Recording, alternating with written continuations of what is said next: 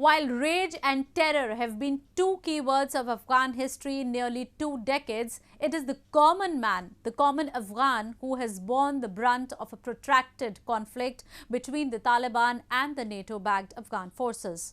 While tens of thousands of innocents have lost their lives in the war, millions of others have been forced to flee. But the real troubles began there. Those who have left their homes are now pleading the United Nations to look into their deteriorating standards of living. They say they don't have jobs, food security, or for that matter, even hope of a better future.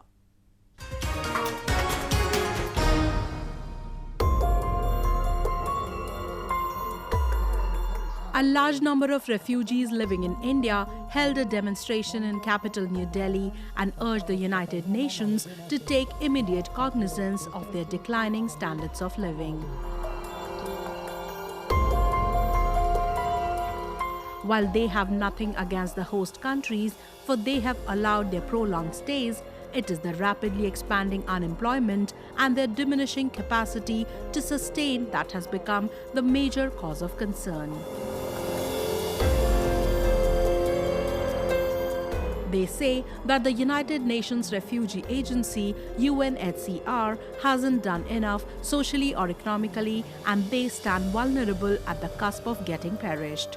They demanded social protection packages and work permits from the UN.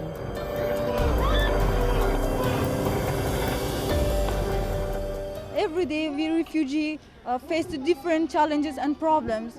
So we extremely request the United Nations, the international unity, to please pay attention on our problems. Because every day our refugees receive rejection letters, and the UNHCR realized that their documents were not acceptable after 4 or 5 years. So is that fair? It's my question from United Nations. So how should we live? Do we have the right to know about our future?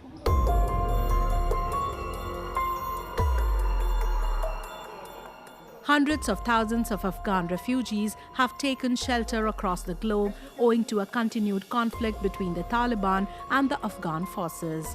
A number of them came to India. New Delhi, despite a non-signatory to UN Refugee Convention 1951, has given refuge to a number of them. As of today, there are around 11,000 registered Afghan refugees in India.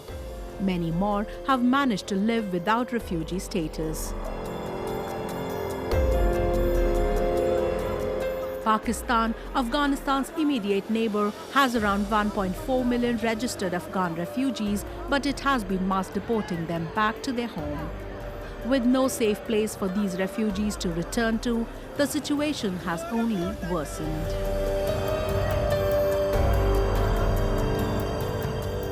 Afghanistan is a very bad situation.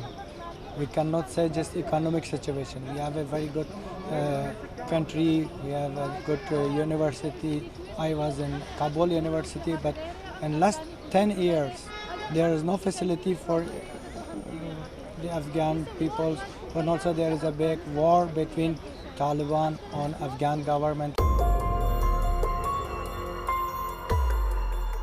The intra-Afghan peace talks that promised to restore peace in the region have yielded nothing concrete as of now. The solution doesn't seem to be appearing even in coming months. Taliban has in fact intensified its offensive. A UN report confirmed around 6,000 deaths in this year alone.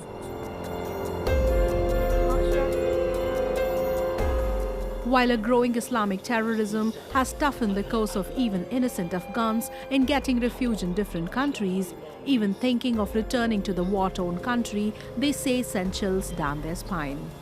And while countries like India have lent a helping hand in the crisis, the tumultuous present and an uncertain future have made them more anxious and insecure.